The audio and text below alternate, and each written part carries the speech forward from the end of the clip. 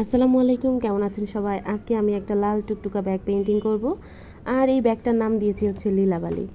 এটা হচ্ছে জুট কটনের রাউন্ড শেপের একটা ব্যাগ। এই ব্যাগটা কিন্তু ছবিতে মনে হচ্ছে ছোট, আর এই ব্যাগটা কিন্তু ছোট না। এই ব্যাগটার মোটামুটি সাইজ হচ্ছে 9.5।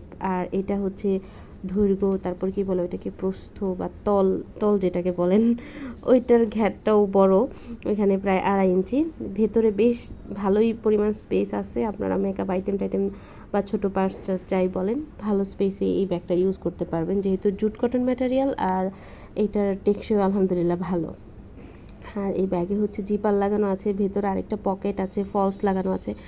আর সবচেয়ে বেশি ইম্পর্টেন্ট যেটা হচ্ছে অ্যাডজাস্টেবল ফিতা। অ্যাডজাস্টেবল ফিতা থাকার ফলে এই ব্যাগটা ছোটরাও যেমন কিউটনেস নিয়ে ব্যাগটা ইউজ করতে পারে, বড়রাও ইউজ করতে পারে। কারণ ছোটোদের অ্যাডজাস্টেবল ফিতাটা থাকলে ছোট করে দেওয়া যায় আর কি, বড়দের জন্য বড় করে দেওয়া যায়। আর আমাদের পেজে হচ্ছে এই রাউন্ড শেপের ব্যাগগুলো চাহিদা বেশ ভালো, কারণ এইগুলো হচ্ছে জুট কটন দিয়ে তৈরি করা, জুট কটন ম্যাটেরিয়াল তৈরি করা। এগুলো বেশ টেকসই হয়, রাফ ইউজের জন্য রেগুলার রাফ ইউজ করতে পারবেন। আর এই ব্যাগটা পেন্টিং করছিলাম আমি একদম হচ্ছে মাগরিবের টাইমে। আর মাগরিবের টাইমে হচ্ছে ব্যাগের কালার চলেই গেছে। মানে আমি যেহেতু রুমে বসে পেন্টিং করি, রুমে জানালা দিয়ে যে আলোটা আসে সেই আলো দিয়ে, তখন বাইরের কোনো লাইট টাইট ইউজ করি না, তাই হচ্ছে কালারটা খুব একটা সুন্দর এখন আর আসছে না, কারণ অন্ধকার হয়ে গেছে বাহিরে। এই ব্যাগের ছবিটা দেখলে বুঝতে পারবেন ব্যাগটা কতটা কিউট। আমার ভীষণ পছন্দের একটা ব্যাগ এই ব্যাগটা। এখানে আমি হচ্ছে 2টা কালার ইউজ করছি।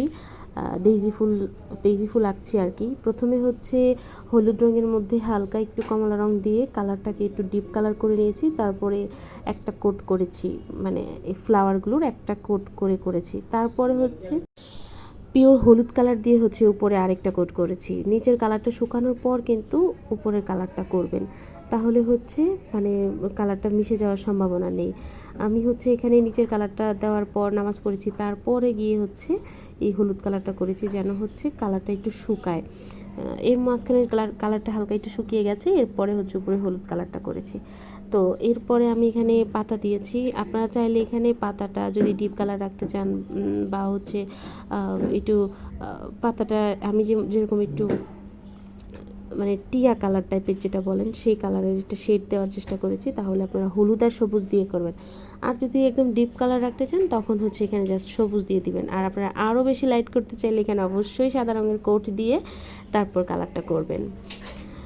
কথা বলতে বলতে আমার পেন্টিং কিন্তু প্রায় শেষ হয়ে গেছে। এই ধরনের ব্যাগ আপনারা আমাদের পেজে পেয়ে যাবেন। আর এই ব্যাগগুলো হচ্ছে যে কোনো ডিজাইনে কাস্টমাইজ করে নিতে পারেন, আপনার পছন্দের কোনো ড্রেসের সাথে ম্যাচিং করে নিতে পারেন।